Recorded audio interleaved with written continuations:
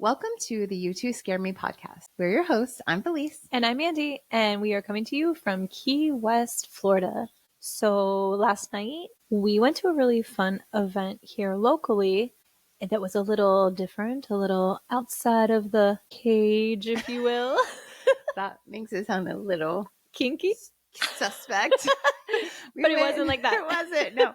We went to a screening of a documentary that was the 50th anniversary of the making of Jaws, and it was awesome. It was really cool. Yeah. Do you want to say who put it on? So it was put on by the Tropic Theater, which is our local, just really sweet, sort of old-timey theater, and it's managed by our friend Carla. Shout out, Carla! Yes, and it is a nonprofit theater, and so we always want to spread the word. And if you're a Key West person, if you're not already a member, please become a member because they need that support. It's so important to support local Yes. small businesses and nonprofits and things like that. And they do some really incredible things.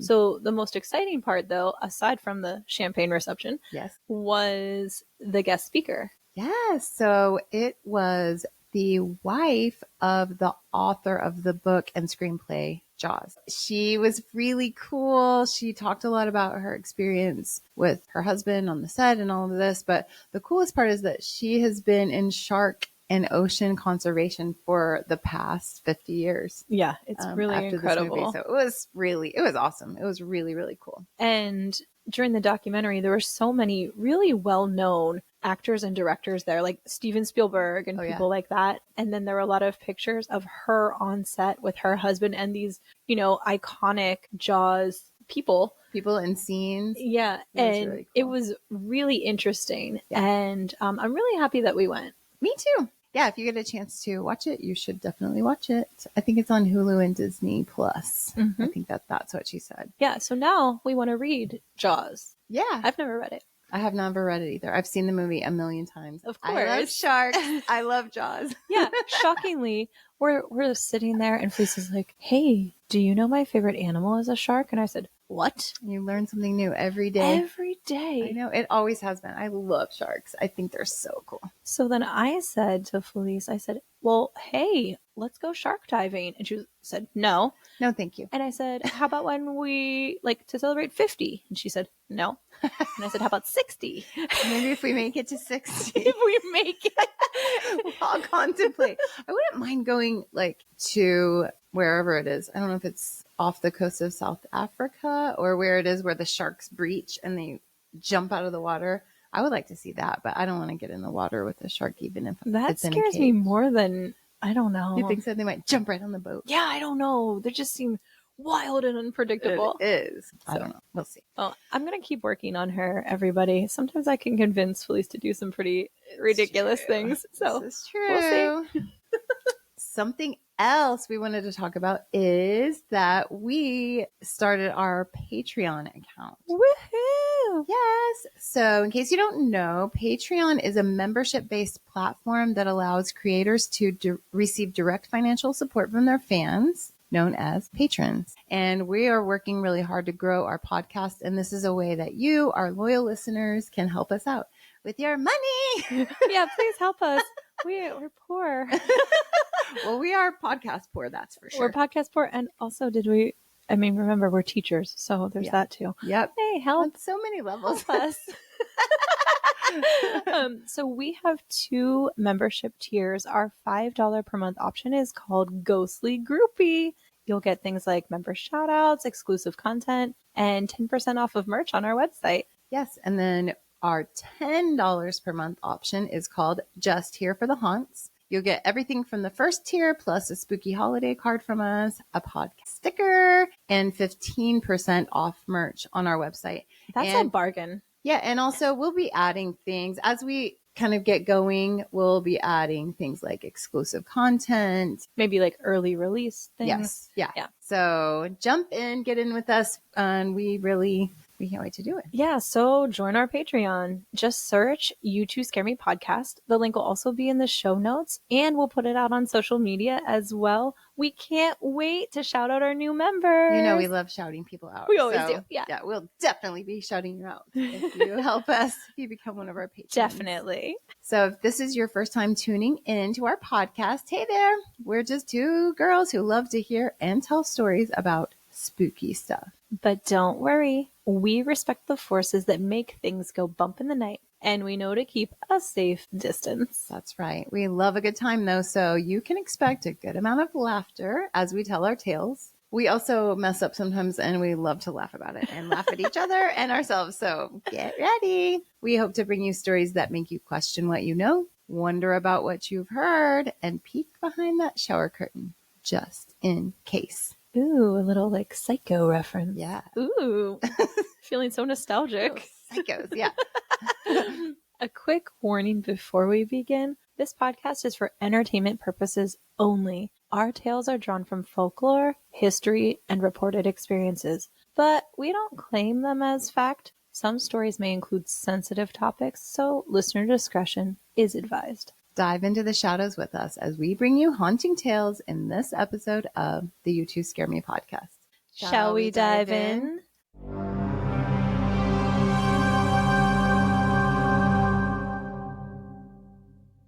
Oh, one thing I noticed is we both have our little witchy shirts with our little... Are you doing a witchy topic? Yeah, actually I am. Oh. I am doing a witchy topic. Oh, it's kismet. Kismet, yes. I love that word. I never use it. It's a great word. Way to go.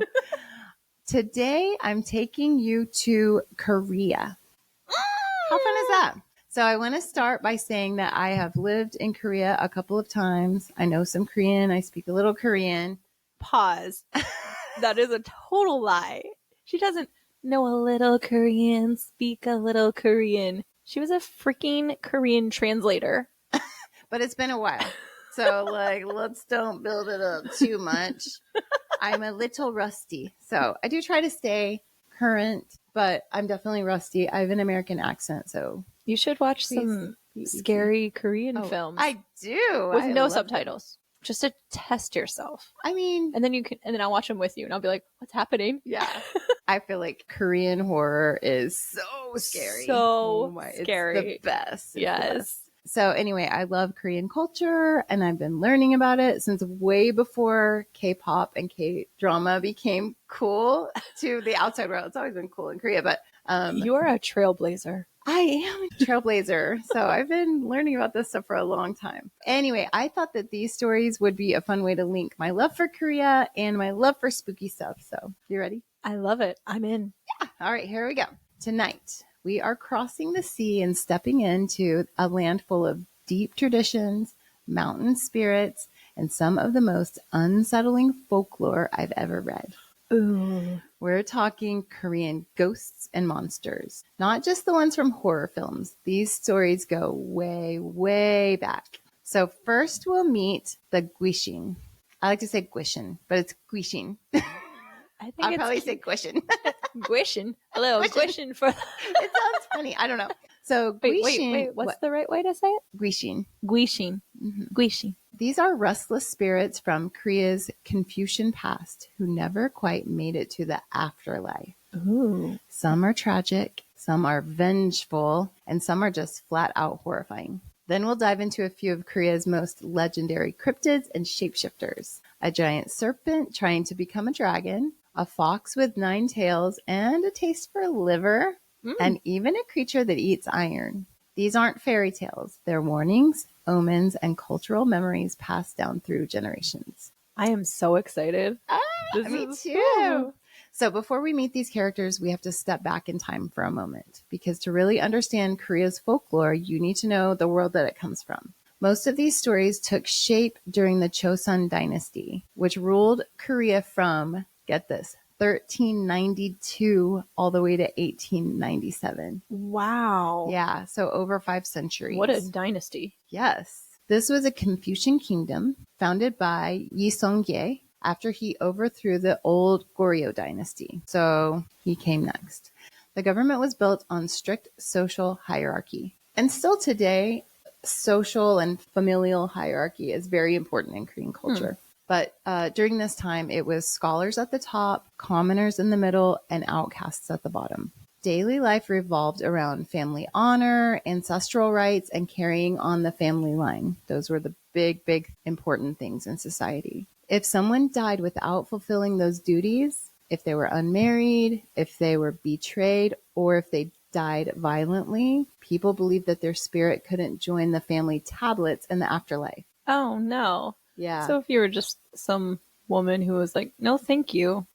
Yeah, that did not go well. Ugh. Yeah. Okay. Instead, they lingered in our world, angry and unfinished. The shinwi, which is the memorial tablet, is not just a memento. It is a sacred vessel that physically holds the spirit of the ancestor. So it's like a physical tablet, making it possible for them to be present in the mortal world. So when they would go and honor their ancestors, they would bring out these tablets, and then they could, it's almost kind of like Day of the Dead. Okay. You know, where they could honor their ancestors and sort of be together. Oh, wow. It's a bridge between the world of the living and the afterlife. Palaces, temples, and mountain villages from the Joseon dynasty are still standing today, and many say the souls of that era are still standing too in the shadows. So with that in mind, let's meet the ghost or gwishin who wander through that history. Ooh, I'm ready. So our first one is the cheonyeo, the virgin ghost. If you watched any Korean horror films, you've probably seen her. Long black hair covering her pale face, dressed in traditional white mourning clothes, and her hair is down because she was not allowed to wear it up yet. That right came with marriage. Oh. This is 처녀귀신, or the virgin ghost. Historically, it was believed that a woman who died before marriage or who died during childbirth could not move on to the afterlife. Oh, that's sad. Yeah, I mean, it's just classic patriarchy, of course, you know. Right. Marriage in Confucian Korea wasn't just about love. To be honest, it was probably rarely about love, if ever. It was about fulfilling duties to ancestors and carrying on a family line. Dying unmarried meant she had no place in the ancestral tablets, no one to honor her with rites. And so her spirit wandered lonely, angry, and cold. Well, I would also be angry. Yeah, of course. Like, what is this? Folklore says this virgin ghost lingers in old homes, mountain passes, or abandoned villages. There's a tale of a young man who encountered one near a frozen river. She appeared as a crying woman, but when he approached, her face twisted, her hair snaked toward him, and he barely escaped by reciting a Buddhist chant. Oh my gosh, I have a chill. I'm so scared. Yeah, so spooky. Even today, some older Koreans warn hikers not to travel alone in mountain valleys at night, just in case. So she just appears to anyone who's like alone, or? Yeah, I think so. I mean, I didn't find that it explicitly said this, but I feel like she appears to men. Oh, okay. Yeah. Because that's who she's mad at, with good reason. I mean, I support you. Yeah. Believe it or not, there is a male equivalent to the cheonyeo. Oh. It's called the cheongak-gwishin or dalgyal, and he is the unmarried bachelor ghost. Sometimes there are shamanistic rituals that aim to unite these virgin ghosts so that they can be married in the afterlife. Yeah. It's like Tinder. Yeah. Is that even a thing anymore? Swipe left on the tablet. Or right. I don't know. We I don't know anything about that. All of this like we didn't app dating. We don't know anything about it.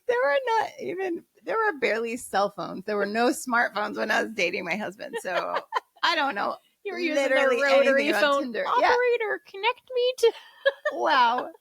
I have used a rotary phone, by the way. Oh, wow. When I was a kid, we had a Kermit the Frog phone. So it was like tall, and Kermit had his legs crossed, and the receiver hung on his little leg at my house. And it had, like a gold. I think the cord was yellow or something, and it was like the twisty kind. Oh, yeah. It was the coolest ever. I wish I could find one of those, but I don't have a landline, so can't really use it. You can just use it to call the dead. No, thank you. Pass. Hard pass. Anyway, so if these two virgin ghosts are successfully united in the afterlife, then their life cycle is completed and they will stop haunting people. Oh, okay. So it seems like a good reason to try to unite these guys. Yeah, we need to host some sort of speed dating for virgin Korean ghosts. I mean, let's figure out what they like and just make it happen. I like that. Yeah. All right. So next we meet the mul gwishin. This is the spirit of someone who drowned. Does gwishin mean spirit? It means ghost. Yeah. Ghost or spirit. Yeah. Okay. It means ghost. Okay. So I have a funny story about this. So there is this hilarious SNL skit about a mul gwishin, and it's set up like a Disney Channel sitcom, and I think it's called "Oh Nuts, Mom's a Ghost." It's so funny, but it's like, you know how they're like, everything was normal in our family, but then Mom went on a business trip to Korea, and she had an affair with a Korean businessman, and then he drowned her, and oh no, now she's a ghost. And she's like, it's Kristen Wiig. She's like, oh my but then she's like, hey, kids, go to bed. You know, it's so weird. It's so funny. I'll show you later. Okay. I have the link below. Okay. Back to the story. Korea's landscape is filled with rivers, rice paddies, and coastal inlets. And for centuries, people have depended on them. Basically, for thousands of years, people have depended on them for everything in life. Drowning was seen as a particularly tragic death. Which, of course, it is. I feel like of all the ways to die, it's got to be up there. It's top 5 for sure. Yeah. The belief is this: a mul gwishin cannot rest because the water that claimed them also traps their soul. Oh. To be freed, they must drag someone else beneath the surface, taking their place. Ew, that gave me a chill when you did that. Isn't that terrifying? Oh my gosh.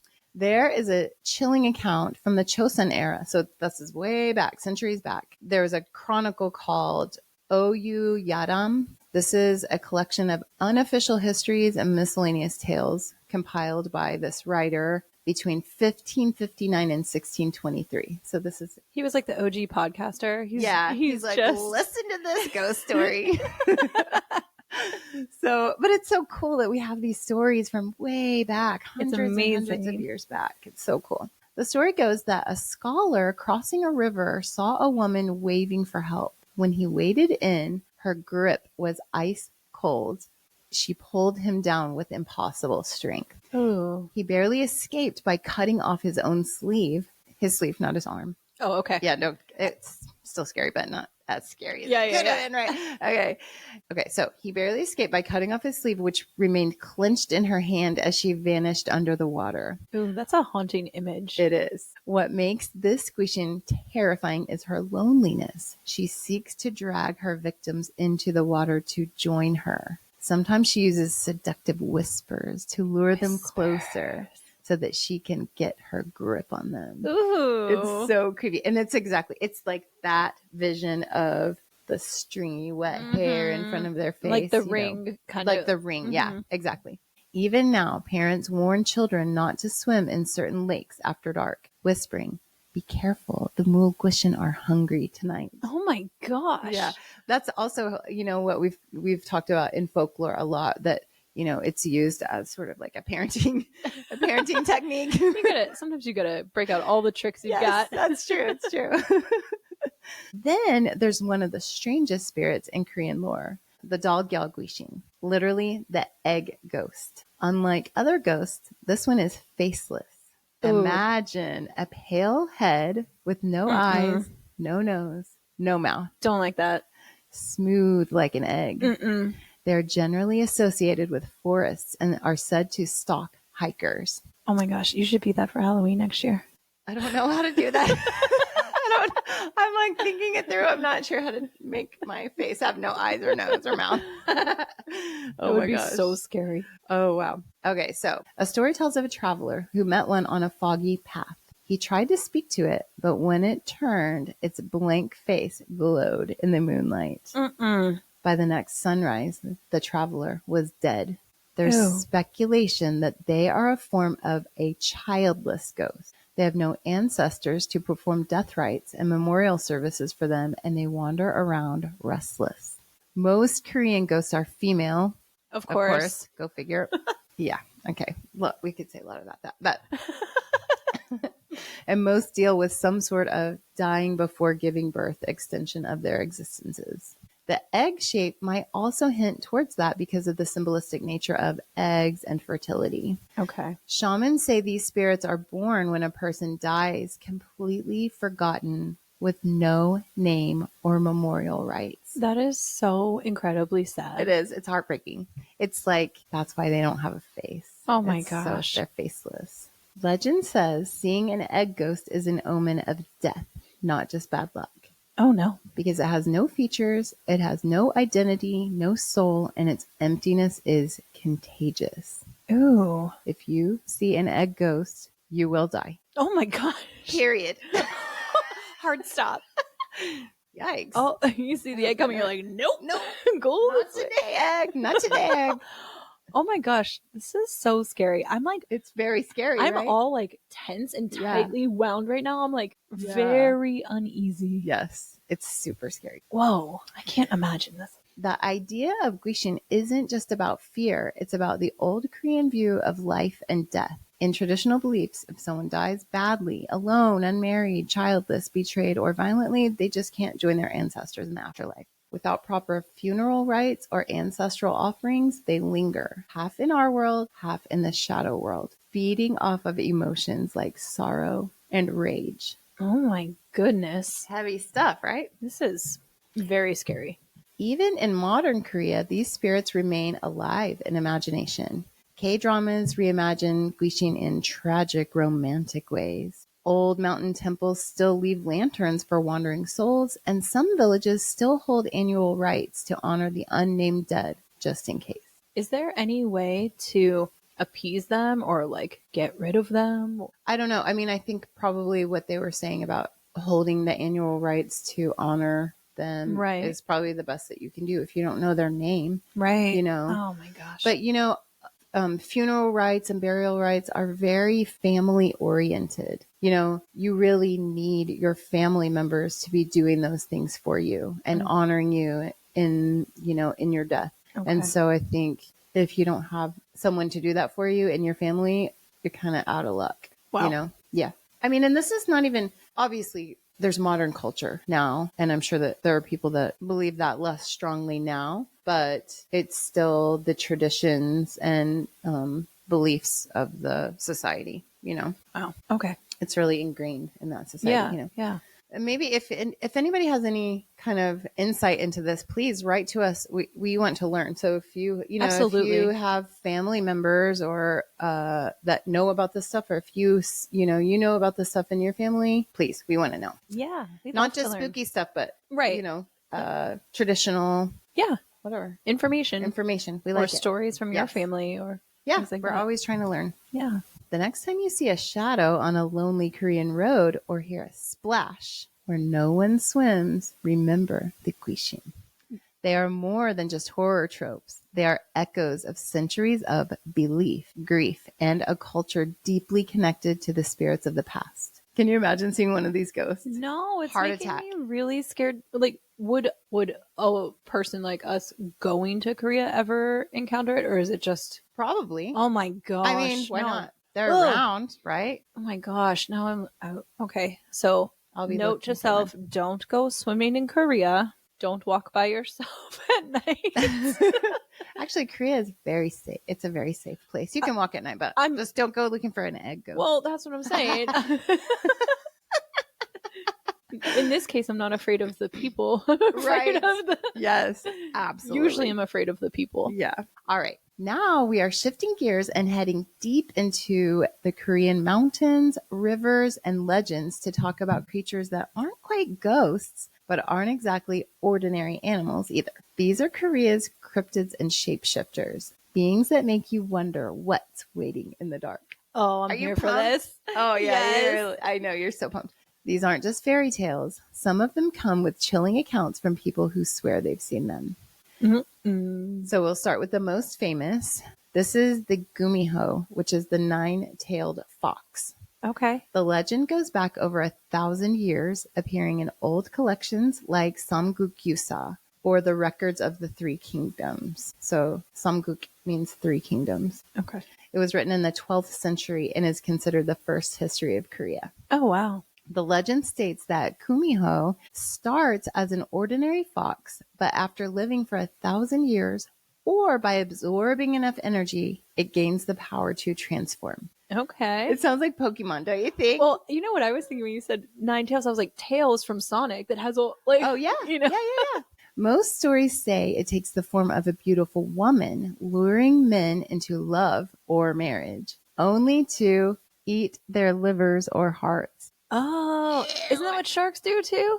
Eat livers and hearts? Don't some of those sharks eat? Or is that the orca who eats the liver? I don't know. One of those sea creatures eats livers. Oh, I'm not sure.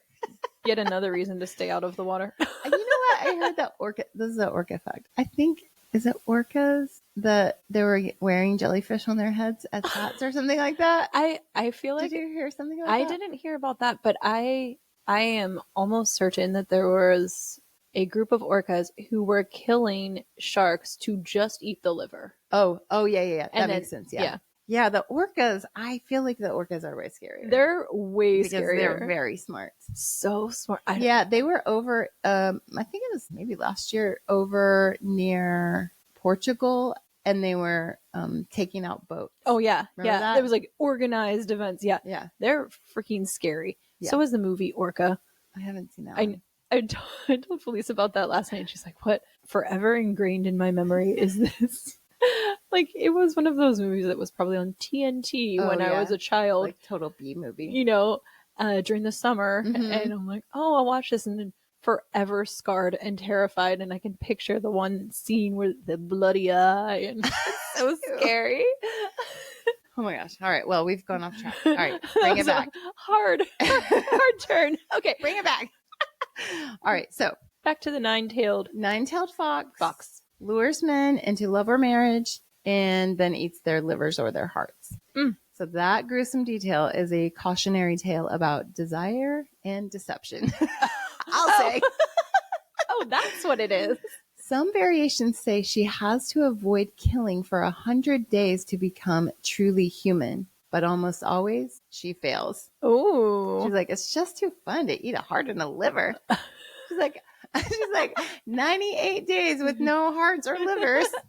Who wants to be human anyway? Yeah, it's not that great. So, are there sightings? Believe it or not, there are modern accounts. Stop it. In the 1980s, newspapers in rural Gangwon-do reported farmers seeing a woman in white with fox ears near the edge of the forest. And I think this was like pre-furry. Pre-furry era. This is the 80s. I don't know. Maybe people were doing that in the 80s. I don't know. It was a strange time. But a hunter claimed he found 9 distinct foxtail prints in the snow where she'd been standing. That's weird. Isn't that crazy? Urban legends spread online in the 2000s of soldiers on night watch near the DMZ. That's the, do you know what that is? The demilitarized zone, which is the line between North and South Korea. Seeing a woman approach their post only to vanish into paw prints. Ooh. So crazy, right? Yeah. Even if you don't believe the sightings, you can feel how deep this myth runs. So deep that Seoul's World Cup Stadium was designed in the shape of a kumiho tail for good luck. Wait, side note, I just glanced at Felice's little write-up, and kumiho, or however you properly pronounce it, is written in Korean characters, just so everybody knows. It's actually, anybody that can read Korean would probably agree that it's way easier to read Korean than to read the Romanized version of Korean with English letters. So I do have them both in here. The whole thing's not in Korean, just like a few words. It's just easier. Sure. There's like too many letters if you try to write it in English. Okay. Constantly impressed by you. Oh, thanks. It's not that impressive, but okay. Thank you. Also, there's a K-drama called My Roommate is a Gumiho. Okay, we'll be tuning into that. I want to see it. I haven't watched it, but actually, like, it's pretty famous. It's actually very famous. Yeah. Okay. We should do it. We should like do a watch party. That would be really fun. All right. Next up is the Imugi, the dragon that's not quite there yet. It's a proto-dragon. An imugi is said to be a massive serpent, sometimes described as longer than a river is wide, living in deep caves or under mountain waterfalls. According to folklore, after 1,000 years, or if it captures a sacred orb called the yuiju, it can transform into a true dragon. Okay. The yuiju is a sacred, wish-fulfilling orb from East Asian mythology. Interesting. Yeah. It's known in Korean tradition as a mystical bead carried by dragons. Oh. It represents the power of creation, divine will, authority, and positive attributes like wisdom and luck. Isn't that? It's also very like anime. It like reading these stories makes me understand why anime is the way it is, and all of the different things that you see in those kinds of things, like an orb that's like powerful, very cool, things transforming into something else, like absorbing power and then doing something different. I love it. That's pretty cool.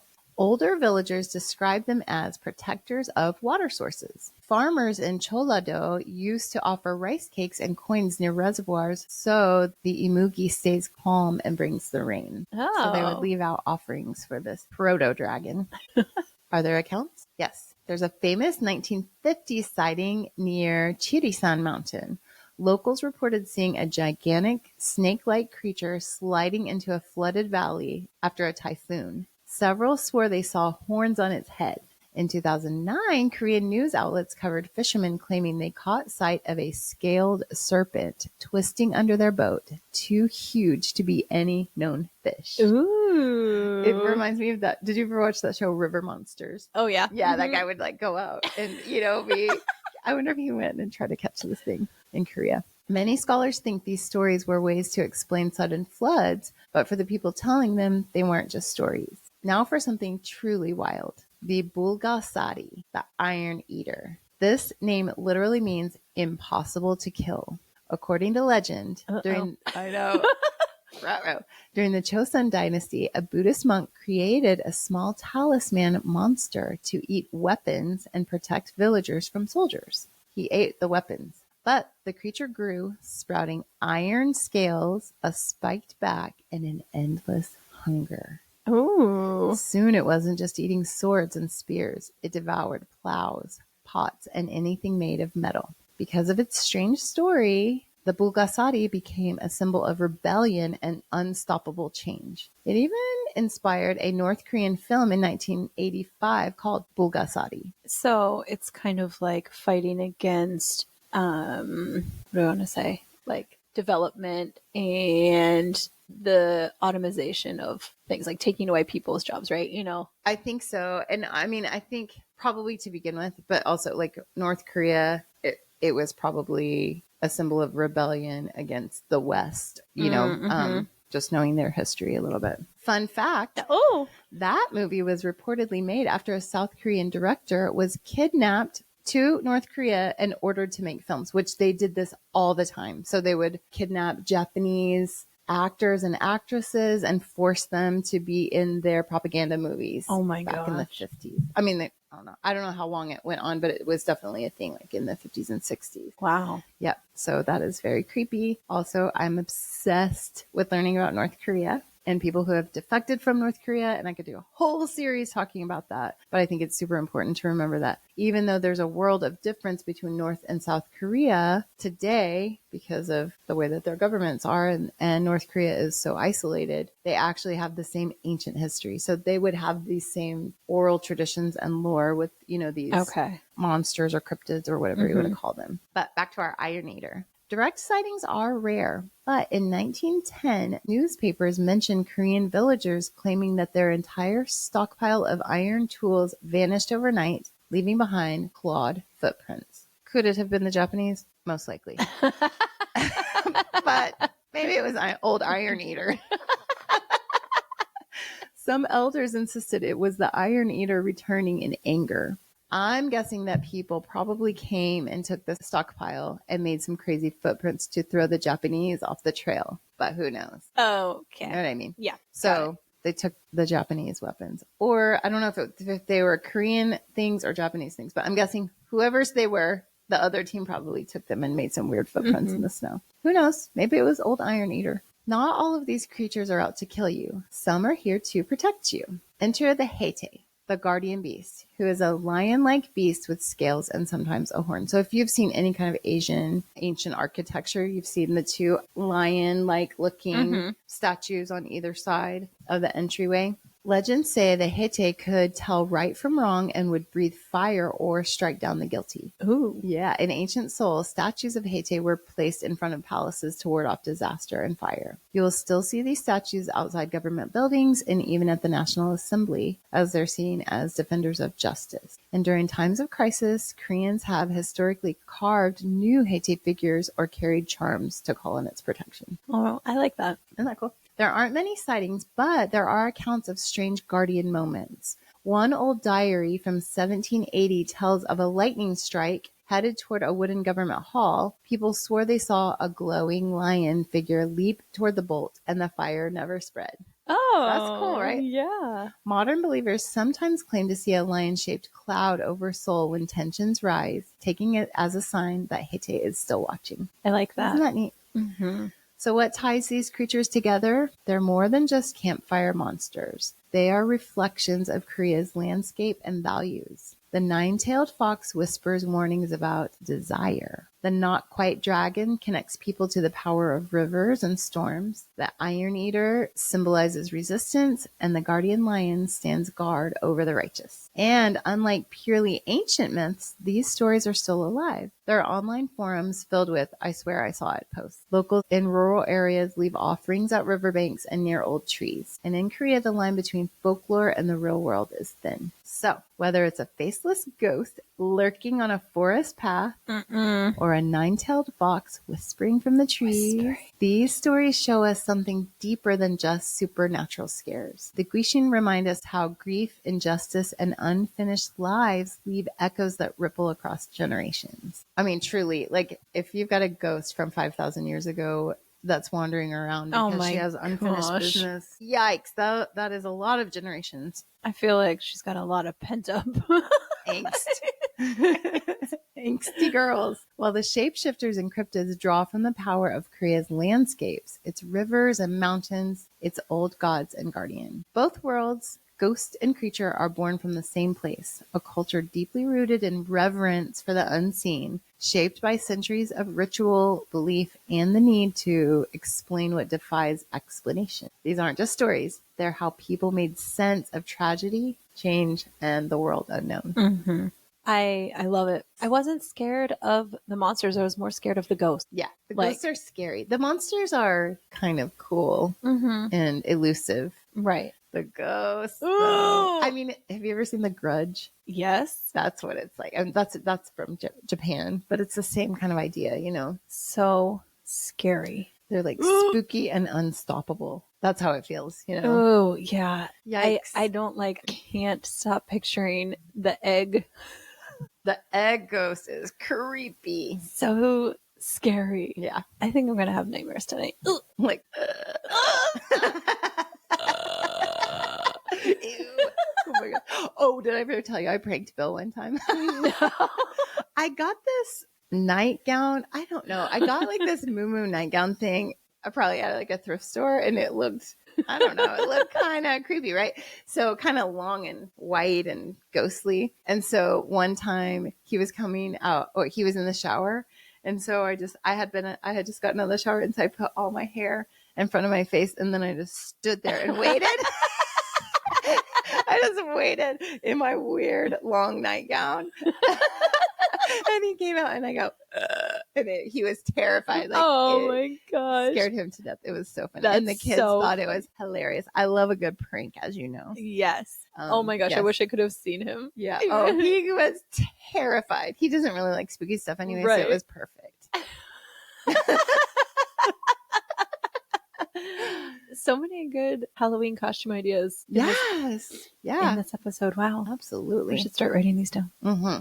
Okay. Well, it is time for Somebody Told Me.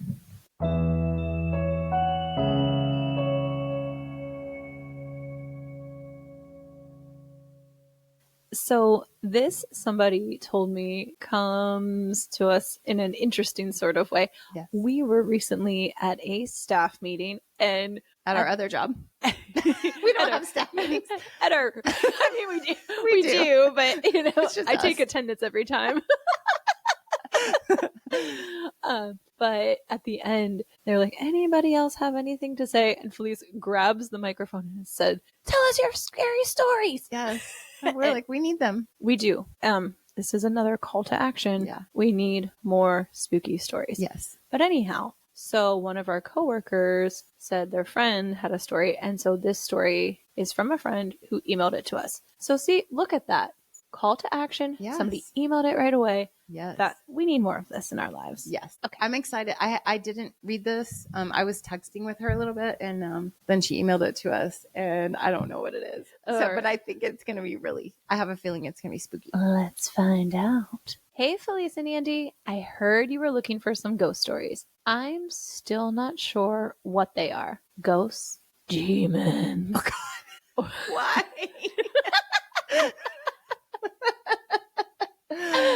Or angels, but there is 100% something other than ourselves out there in the universe. We think so.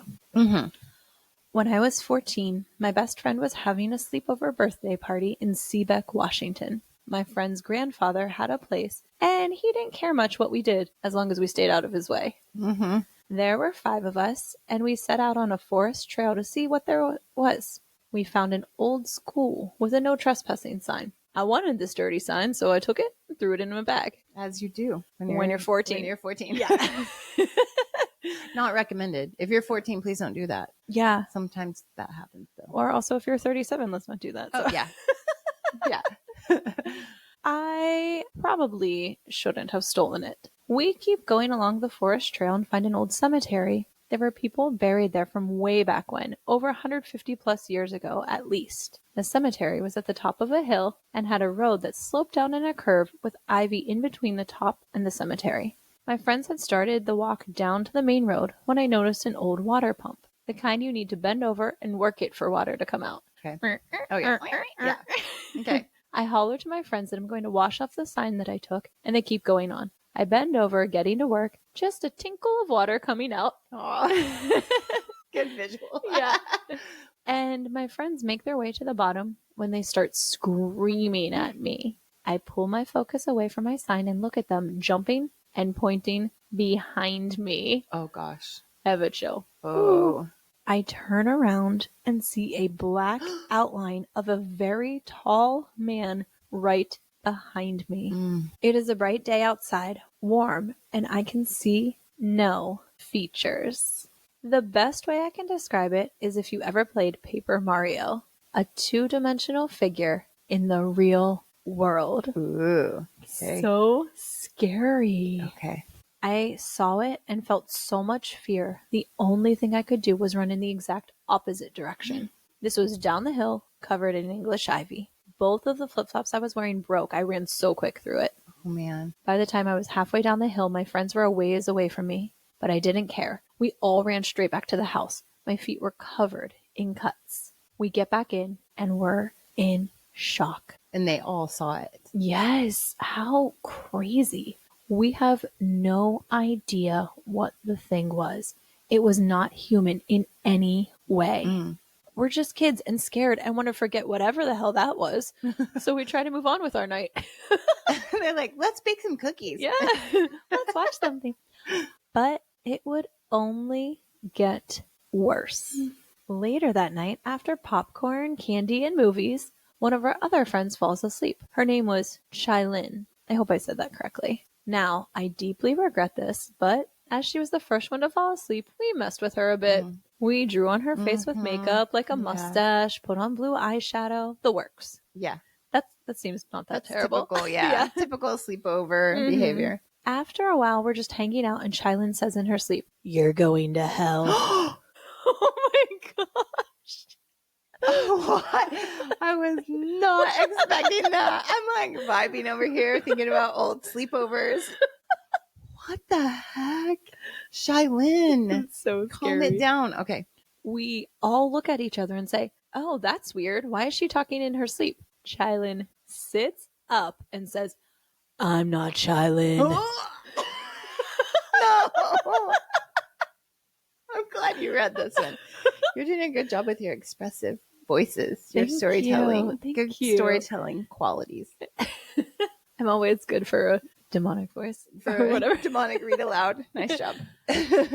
Her eyes are closed. Her breathing is deep. I go to tickle her to just try and get her to break. It must be obvious that she's joking, right? As I'm tickling, she doesn't break.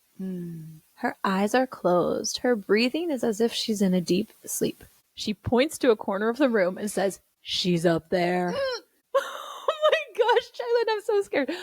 I hope Shylin's okay. Oh gosh. Yeah, okay. In the present day. Okay. Us girls, okay, so she points and she said, she's up there. Us girls are freaked out. She points at the birthday girl and calls her a whore. Oh, dang. Eyes still closed. She slaps her hard. No reaction. We pour water on her. No reaction. We stand her up, a person on each side, because she can't support her own weight. No reaction. We sit her down for a while, and she's quiet. We aren't talking either. We have no idea what to do. Oh my gosh. I'm so scared. We ask her if the person talking to us is the man from the cemetery. She said, you may call me that. Also, that's not 14-year-old vocabulary, right? The things that are coming out.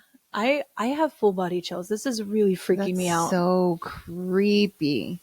Every once in a while, she'll say one of us is going to hell by name, but never had a full-on conversation. We tried very hard to wake Chylin up. I'm not proud of slapping my friend, but I truly didn't know what else to do. I didn't hold back at all. Chylin never flinched, blinked, cried, nothing. No reaction whatsoever. Somehow, we all fell asleep. Alrighty. Like 14-year-olds' brains are not fully developed. So they're like, well, can't help her. I guess let's just go to sleep. I guess he didn't drink enough Mountain Dew that night, guys. Wow. In the morning when we woke up, we immediately wanted to ask her a million questions. She had no memory of the night before. Wow. What in the world? That's crazy. I am shook by this story. Can you imagine seeing and hearing this? No. You know what it reminds me of? Remember when my mom had that seance when she was 19? Remember that? It was on one of our earlier episodes. Mm-hmm. I don't remember which episode it was, but they did a Ouija board and then they had this seance and the pencil was like writing by itself, but the friend, it was the same kind of thing. Like they couldn't get the friend to snap out of it for hours and hours. Trance sort of weird inhabited state. Yeah. This is really scary stuff. Scary. And I mean, I do think that you're probably onto something. Like there had to have been some sort of precipitating event and it couldn't have just been taking that sign. I mean, in my mind, unless that sign was some sort of, I don't know, warding off of evil in some sort of way. I don't know. But I want to know what the connection is between that figure and then what happened with Chylin. Yeah. Also, what was really unsettling is that it wasn't even dark outside. You know, your eyes can play tricks on you when it's dark outside, but when it's a bright sunny day. Right. It's warm. You're just, with your friends. Yeah. And you're not expecting to see this weird two-dimensional giant shadow figure. It's so scary. Ooh. Do you think it was the same thing? It had to be. I mean, it was, or connected in some way. Well, whoever it was said, "You may call me that." Right. So it's maybe it was just some kind of entity that was manifesting in a bunch of different ways. It's so scary. In a bunch of scary, scary ways. I have full body chills. I cannot. Yikes. We have nightmare fuel tonight. A lot of it. Gosh, this was a scary one. Yeah. Yikes. Lauren, thank you so, so much for that terrifying story. And also, we loved it. Also, just being so quick to reach out to us and everything. Gosh, we really, really appreciate it. Yes, that was awesome. And I hope everybody is safe from that night. And Chylin, where are you at, Chylin? Are you good? Yeah, I would love a little Give us a little check-in, Chylin. What the morning pancake breakfast was like. Next morning. Whoa, that was crazy. So crazy. Wow. Thanks, Lauren. And thanks to all of our listeners for listening to this episode of the You Two Scare Me podcast. Have you checked out our website, you2scaremepodcast.com? You can find blog posts about our episodes, cool photos of us, and links to buy our spooky gear. Listeners, do you like what you hear? Help us reach more ears by sharing the show with your fellow weirdos, by subscribing to our YouTube channel, and by joining our Patreon. Patreon! Doo-doo! Boo-boo! The link will be in our show notes. Awesome. You can also help us by rating and reviewing us on Apple Podcasts, Spotify, iHeart, Amazon, and wherever you get your podcasts. Don't forget to check out our social media. Find us on Instagram at you2scareme_podcast or on our Facebook page, You2Scare Me. You can even follow us on TikTok. Just search You2Scare Me Podcast. No spaces. Remember to be like Lauren and send us your own spooky stories for our Somebody Told Me segment at you2scaremepodcast@gmail.com. That's YOUTWO scaremepodcast@gmail.com. Thanks for wandering through the shadows with us. Until next time, stay curious and beware what lurks beyond the light. Whoa.